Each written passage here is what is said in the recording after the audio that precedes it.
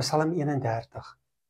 Hier pleit die digter by God oor alles wat so vergaan.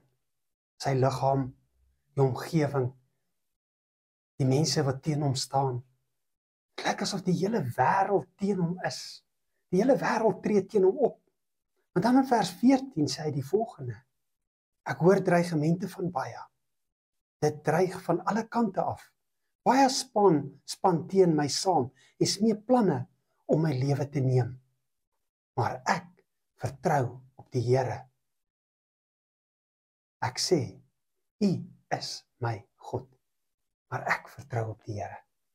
Maak nie saak oor die planne en die goed wat om ons gebeur nie. Ons het almal hierdie baie uitdagings en ons leef almal in dieselfde omstandighede. En dit vat soms aan 'n mens. En dan word ons herinner daaraan om so uit te roep, soos wat die digter hier sê, ek vertrou op die Here, want U is my God. Vertrou op die Here, want U is my God. Waarop anders kan ons vertrou? Ons kan nie op mense vertrou nie.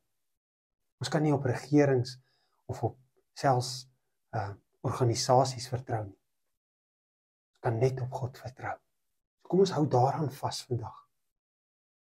En kom ons bid vir daardie vertroue om sterk genoeg te wees in ons lewe, dat dit sigbaar sal word en duidelik sal wees.